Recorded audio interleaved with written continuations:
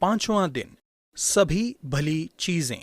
हम सब खुशियां खोजते हैं, हम सब प्रेम खोजते हैं, हम सब शांति के लिए बेचैन हैं, लेकिन कई बार हम गलत जगहों में शांति खोजते हैं। सेंट अगस्टिन ने प्रार्थना की, प्रभु आपने हमें अपने लिए बनाया है और हमारे दिल बेचैन हैं जब तक हम आप में शांति न पालें। परमेश्वर सभी अच्छी चीजों के स्रोत हैं। भजन संहिता 4 का 1 से 8। आनंद और शांति के स्रोत। अक्सर हम शांति और आनंद गलत जगहों में खोजते हैं। तुम कब तक व्यर्थ बातों से प्रीति रखोगे और झूठी युक्ति की योजना में रहोगे? पद 2। हम सोचते हैं कि धन, संपत्ति या सफलता उत्तर होंगे, लेकिन ये सब भ्रम और झूठे देवता हैं। दाऊद हमें बताते हैं कि असली आनंद और शांति परमेश्वर के साथ अच्छा संबंध स्थापित करने में पाए जाते हैं। पद 3। हमसे परेशानी मुक्त जीवन का वायदा नहीं किया गया है। भजन संहिता एक पुकार से आरंभ होता है, जब मैं सकेती में पड़ा तब तूने मुझे विस्तार दिया, मुझ पर अनुग्रह कर और मेरी प्रार्थना सुन ले। पद 1। दाऊद को पूरा विश्वास था कि परमेश्वर उसकी प्रार्थना सुनेंगे। जब मैं यहोवा को पुकारूंगा तब वह मेरी सुन लेगा। पद 3। केवल परमेश्वर ही आनंद और शांति के स्रोत हैं। हे यहोवा, तू अपने मुख का प्रकाश हम पर चमका। तूने मेरे मन को उनसे कहीं अधिक आनंद से भर दिया है, जो उनको अन्न और दाखमधु की बढ़ती से होता था। मैं शांति से लेट जाऊंगा और सो जाऊंगा, क्योंकि हे यहोवा, केवल तू ही मुझको एकांत में निश्चिंत रहने देता है। पद 6 से 8। भौतिक समृद्धि और ऐश्वर्य से ज्यादा परमेश्वर की उपस्थिति में कहीं ज्यादा आनंद है। समृद्धि तो अवास्तविक सुरक्षा लाती है, फिर भी इससे शांतिपूर्ण नींद नहीं आती। यह केवल परमेश्वर ही ला सकते हैं। निश्चिंत रहने देता है। पद 8। प्रभु आपके मुख का प्रकाश मुझ पर चमकाइए, मेरे हृदय को अपनी उपस्थिति के आनंद से भर दीजिए और मुझे शांति की नींद प्रदान कीजिए। नया नियम मत्ती 4 के 23 से 5 के 20 तक। परमेश्वर की कृपा और सच्ची खुशी। यीशु के अनुसार सच्ची खुशी उन सभी चीजों से नहीं आती जिनका सुझाव समाज देता है। यह प्रसिद्धि, सुंदरता, धन और संपत्ति से नहीं आती। यह इस बारे में नहीं है कि आप कैसे महसूस करते हैं, बल्कि यह इस बारे में है कि आप क्या करते हैं। ग्रीक शब्द जिसे 5:3 से 11 में उपयोग किया गया है वह है मकैरियोस, जिसका अर्थ है आशीषित, भाग्यशाली, खुश, परमेश्वर की कृपा प्राप्त करने वाला सौभाग्यशाली, या जैसा कि एम्प्लीफाइड संस्करण इसे लिखता है, खुश, ईर्ष्या के योग्य और आत्मिक रूप से समृद्ध, यानी आनंद और संतोष से भरा जीवन, चाहे उनकी स्थिति कैसी भी क्यों न हो। परम सुख, सुंदर व्यवहार की अवस्था में यीशु 8 अनपेक्षित स्थितियों का वर्णन करते हैं जिनमें आप परमेश्वर की कृपा और आशीषों को प्राप्त कर सकते हैं। नंबर 1, परमेश्वर के लिए आत्मिक रूप से बेचैन रहें। धन्य हैं वे जो मन के दीन हैं। पद 3। दीन शब्द का अर्थ है भीख मांगना, समर्थन के लिए दूसरों पर निर्भर होना। यहाँ इसका अर्थ है यीशु पर निर्भर होने की जरूरत का एहसास होने पर निम्न और कमजोर होना। तुम आशीषित हो जब तुम अपनी रस्सी के छोर पर हो। पद 3। धन्य हैं वे जो आत्मा में दीन हैं, क्योंकि जिनके द्वारा यीशु ने संभव किया है, स्वर्ग का राज्य उन्हीं का है। नंबर 2, अपनी स्थिति का शोक मनाएं। धन्य हैं वे जो शोक करते हैं। पद 4। अपने खुद के पाप पर और अपने आसपास की दुनिया में गड़बड़ी पर शोक मनाओ। जो रो रहे हैं उनके साथ शोक मनाओ। जिनसे आप प्यार करते हैं उनके खोने पर रोना और शोक मनाना गलत नहीं है। यीशु ने वादा किया है कि जो शोक करते हैं वे शांति पाएंगे। परमेश्वर की सांत्वना किसी भी तरह से सामान्य सांत्वना से परे है। जैसा कि जॉयस मेयर लिखती हैं, किसी परेशानी का होना लगभग उचित है ताकि हम इसे अनुभव करने के काबिल हो सकें। नंबर 3, आप जो हैं जैसे भी हैं उसमें संतुष्ट रहें। धन्य हैं वे जो नम्र हैं। नम्र के लिए ग्रीक शब्द का अर्थ है विनम्र, दूसरों का ध्यान रखने वाला, विनयशील। यह दूसरों के प्रति दया और करुणा दिखाता है। यह घमंड और स्वार्थी के विपरीत है। इसका मतलब है टूटना, ग्लास के टूटने के संदर्भ में नहीं जो कि बिखर गया हो, बल्कि इस संदर्भ में है जहां एक घोड़े को लगाम द्वारा नियंत्रित या काबू किया गया है। यीशु के द्वारा नम्र लोग धन्य हैं, क्योंकि वे पृथ्वी के अधिकारी होंगे। पद 5। आप जो हैं न कम न ज्यादा, यदि आप उसमें संतुष्ट रहेंगे तो आप धन्य हैं। नंबर 4, परमेश्वर के लिए भूखे हों। धन्य हैं वे जो धर्म के भूखे और प्यासे हैं। परमेश्वर के साथ संबंध बनाने का प्रयास करें, जो कि आपकी पहली प्राथमिकता होनी चाहिए। अपने लिए किसी चीज के पीछे भागना आपको खोखला बना देता है, लेकिन परमेश्वर और उनकी धार्मिकता के लिए भूखे रहने से वे तृप्त किए जाएंगे। पद 6, आप धन्य हैं जो आपने परमेश्वर के लिए अच्छी भूख बनाई है। नंबर 5, क्षमा प्राप्त करें और दयावंत बने।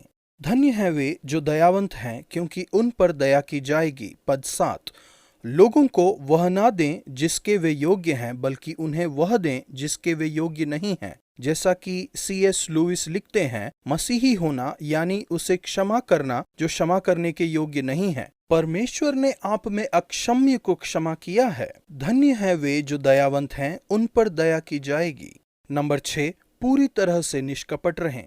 धन्य हैं वे जिनके मन शुद्ध हैं। पद 8, यह सिर्फ बाहरी पवित्रता नहीं है, बल्कि ईमानदारी, निष्कपटता, सच्चाई और प्रामाणिकता है। यह वह पवित्रता है जो आपको परमेश्वर को देखने में मदद करती है। पद 8, पवित्र मन आपके विचारों से शुरू होता है, क्योंकि आपके विचार आपके शब्द और आपके कार्य और आपका चरित्र बनाते हैं। मन का शुद्ध बनना यानी जैसे हम हैं वैसे ही दूसरों को दिखाना, अपने सभी टूटेपन में और अति संवेदनशीलता में। आप धन्य हैं जब आप अपनी अंदर की दुनिया को पाएंगे, यानी अपने मन और हृदय को सही करेंगे। नंबर 7, मेल मिलाप करवाने का प्रयास करें।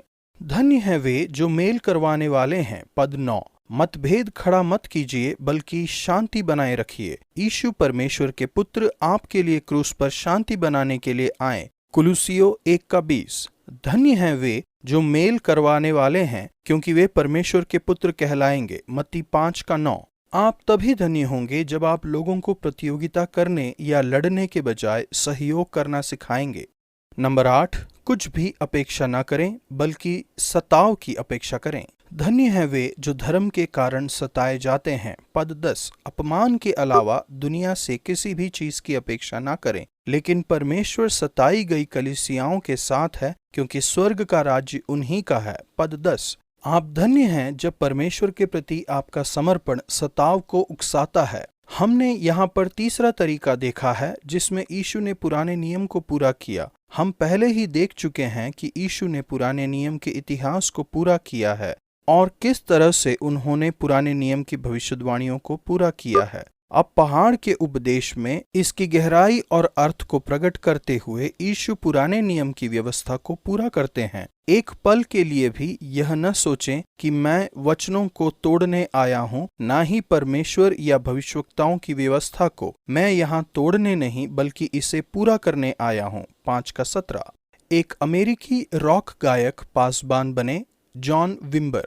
उन्होंने कहा कि यीशु अतृप्य हैं। हम उन्हें खुश करने के लिए सब कुछ करते हैं, लेकिन उन्हें कुछ भी संतुष्ट नहीं कर पाता। मैं यीशु से संतुष्ट रहा हूँ, लेकिन वह मुझसे संतुष्ट नहीं रहे। वह मानकों को बढ़ाते रहते हैं, वह ऊंचे स्थानों में चलते हैं। पहाड़ी उपदेश में यीशु ने पैमाने को ऊपर उठाया, हमें नीचा दिखाने के लिए नहीं, बल्कि हमें ऊंचा उठाने के लिए। मैंने तुम्हें पहाड़ की चोटी पर एक दीवट पर रखा है। चमको 5:16। प्रभु, इस वर्ष मुझे पहाड़ी उपदेश के मूल्यों द्वारा जीने में और परम सुख को साकार करने में मेरी मदद कीजिए, ताकि मैं अपने आसपास की दुनिया में चमक सकूं। पुराना नियम, उत्पत्ति 9:18 से 11:9 तक। प्रेम और एकता का स्रोत। प्रेम ढकता और सुरक्षित करता है। यह दूसरों की कमजोरियों और गलतियों को उघाड़ने का प्रयास नहीं करता। यह दूसरों की दुर्गति पर प्रसन्न नहीं होता, बल्कि आज का पद्यांश नूह के नशे में होने से शुरू होता है। सच्चाई यह है कि वह एक धार्मिक व्यक्ति था। इसका मतलब यह नहीं कि उसमें कोई गलतियां नहीं थी। शेम और येपेत दोनों को आज्ञा दी गई थी कि वे अपने पिता के नंगे तन को ढांप दें। 9:23। प्रेम और एकता साथ साथ चलते हैं। बाबुल की गुम्मट आपसी फूट का उदाहरण है। 11:1-9। लोगों ने कहा, आओ हम एक नगर और एक गुम्मट बना लें जिसकी चोटी आकाश से बातें करें। इस प्रकार से हम अपना नाम करें, ऐसा न हो कि हमको सारी पृथ्वी पर फैलना पड़ जाए। पद 4। पेंतकोस्त का दिन बाबुल का उल्टाव था। पवित्र आत्मा लोगों को बोलने में मदद करते हैं। हम में से हर एक अपनी अपनी जन्मभूमि की भाषा सुनता है। प्रेरितों के कार्य 2:8।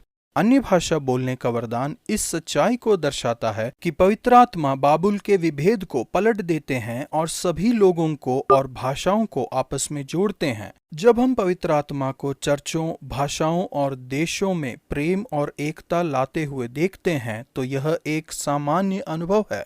प्रभु, हम कभी भी खुद के लिए या अपने चर्च के लिए नाम कमाने की कोशिश न करें, बल्कि हम आपको महिमा देने का प्रयास करें। अपना पवित्र आत्मा उंडेलिए, हे प्रभु, जैसा कि आपने पेंतकोस्त के दिन किया था। बाबुल का ठीक विपरीत होने दें। सभी विभेद का अंत हो जाए। आपके पवित्र आत्मा और परमेश्वर के राज्य का मूल्य प्रेम, आनंद, शांति, सच्ची खुशी और एकता हो जाए।